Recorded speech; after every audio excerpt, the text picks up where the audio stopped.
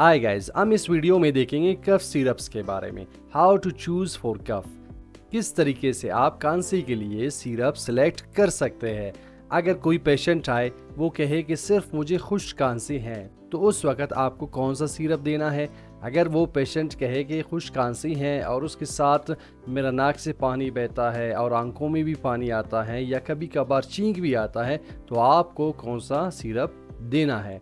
या कभी ऐसा भी होता है, वो कहता है खुश्क खांसी के साथ मेरा नाक बंद होता है, मुझे सोने में दुश्वारी होता है, तो आपको वही सिरप सेलेक्ट करना है जैसे उसके अलामात है। या वो कहे मुझे बलगमी खांसी है, तो आपको कौन सा सिरप देना है। पहले भी मैंने एक वीडियो दिया है जिसमें 12 से 15 ऐसे सिरप्स है। इसकी यूजेस बताया हूँ मैंने, डोज बताया है, ब्रांड्स बताया है। लेकिन फार्मेसी में बहुत ऐसे सिरप्स होते हैं, आपको किस तरीके से सिलेक्ट करना है पेशेंट के लिए। चलिए देखते हैं। अगर आपको एक पेशेंट कहे कि सिर्फ मुझे खुश्क खांसी है, तो आप कौन सी सिरप सिलेक्ट कर सकते हैं।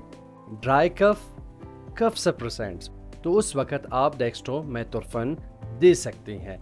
जब भी ये फार्मूला मौजूद हो कफ सिरप में, तो आपको ये मालूम हो ये जो एक्टिव इंग्रेडिएंट है ये खुश्क खांसी के लिए इस्तेमाल होता है। या कोई सिरप में कोडीन होता है या कोई सिरप में फॉलकोडीन होता है, तो आपको ये मालूम हो जब भी ऐसे एक्टिव इंग्रेडिएंट्स है, तो इससे आपको ये मालूम हो ये खुश्क खांसी के लिए इस्तेमाल होता है। जैसे मैंने पहले बताया, वो कहता है खुश्क खांसी के साथ मुझे एलर्जी भी है, या एलर्जी को वो समझता नहीं है। जब भी खांसी के साथ छींक बहुत आता है, तो आपको एंटी हिस्टामिन मेडिसिन देना है। इट मीन्स वो कॉम्बिनेशन में आता है एक ही सिरप, तो उस सिरप को आपने प्रेफर करना है उसके अलामात के मुताबिक। अगर वो कहे खुश्क खांसी और साथ में ये एलर्जी के अलामात बताए, तो आपको उस सिरप को देना होता है। जैसे कि उसमें है क्लोरफेनिरमाइन, डाइफिनेड्रामाइन, ब्रोमफेनिरमाइन, या कोई आपको प्रेफर करता है लोराटाइडिन फार्मूला में या फेजोफेनाडिन में प्रेफर करता है। अगर या कोई और पेशेंट आपको कहे कि मुझे खुश्क खांसी है और नाक बंद है, कोल्ड और फ्लू की वजह से बंद है, तो कौन सा सिरप आप सिलेक्ट कर सकते हो। उसमें आप दे सकते हो डिकॉन्जेस्टेंट, जो रिलीफ नेजल कंजेशन है, जो सांस लेने में दुश्वारी जो होता है उसमें हेल्प करता है। डिकॉन्जेस्टेंट मतलब कुशायदगी, जो सांस लेने की नलियां हैं वो ओपन हो और सांस लेने में दुश्वारी ना हो, तो आपने उस सिरप को देना है जिसमें ये एक्टिव इंग्रेडिएंट्स मौजूद हो। Phenylephrine, pseudoephedrine. जैसे कि यहाँ पे एक कफ सिरप है, इसमें 3 एक्टिव इंग्रेडिएंट्स हैं। वो पेशेंट जो कहे कि मुझे खुश्क खांसी है, साथ में एलर्जी भी है और सांस लेने में भी दुश्वारी है, तो आप उसी मुताबिक इसको दे सकते हैं। नेक्स्ट, अगर आपको कोई पेशेंट कहे कि मुझे बलगमी खांसी है और साथ में दुश्वारी होता है सांस लेने में भी, तो आप कौन सा सिरप सिलेक्ट कर सकते हैं। फार्मेसी में तो बहुत ही ज़्यादा कफ सिरप्स हैं, तो आपको सिलेक्ट करना इसी तरीके से है, उसके एक्टिव इंग्रेडिएंट्स देखकर आप उसको प्रेफर कर सकते हैं। जैसे अगर आपको कहे वेट कफ, या कफ सिरप के साथ लिखा होता है एक्सपेक्टोरेंट्स। एक्सपेक्टोरेंट्स कौन से भी कफ सिरप में लिखा हो, तो इसका ये मतलब है कि ये बलगमी कफ सिरप है।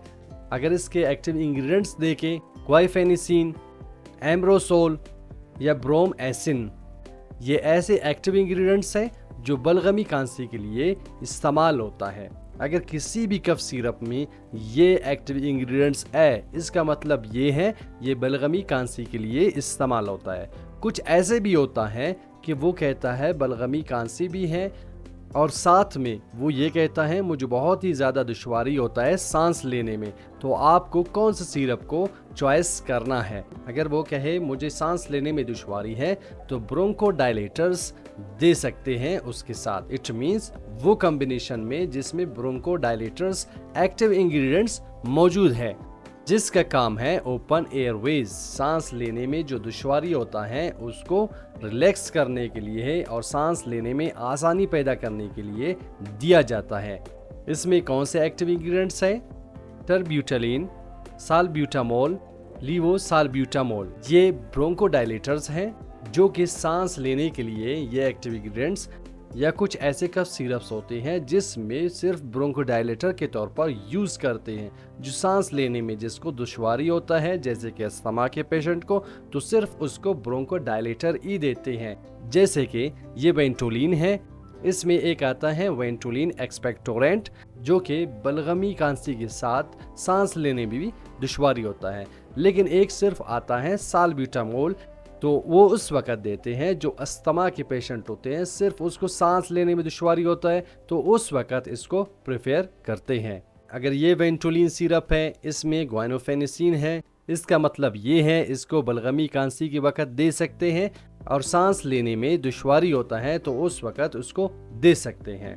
और जो नेक्स्ट है म्यूकोलाइटिक्स, जिसका फंक्शन है थिन द म्यूकस, जो बलगम है उसको पतला करना, आउट करना, तो वो ये एक्टिव इंग्रेडिएंट्स इस पे काम करता है, जैसे कि एसिटाइल कैस्टीन, कार्बोकेस्टीन।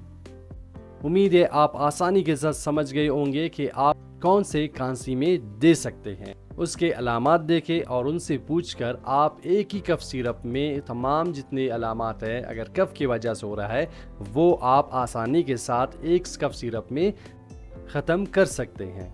और कुछ ऐसे भी एक्टिव इंग्रेडिएंट्स होते हैं जैसे कि मेंथोल है, टर्पिन आइट्रेट, फोलकोडीन ईटीसी है, जो कि आपके थ्रोट के लिए बहुत इफेक्टिव होता है, या अनी है वो भी बहुत ही यूज़ होता है ऐसे कफ सिरप्स में। वो तो होते हैं जो आपको रिलैक्सेशन में, या कुछ ऐसे अलामात हैं जो एलर्जी के, तो उसको ख़त्म करने में हेल्प करता है। उम्मीद है आप इस वीडियो को पसंद किया है। आप ज़रूर अपने दोस्तों के साथ शेयर करें जो मेडिकल फील्ड से हैं। लाइक करें, कमेंट करें, शेयर करें। थैंक्स।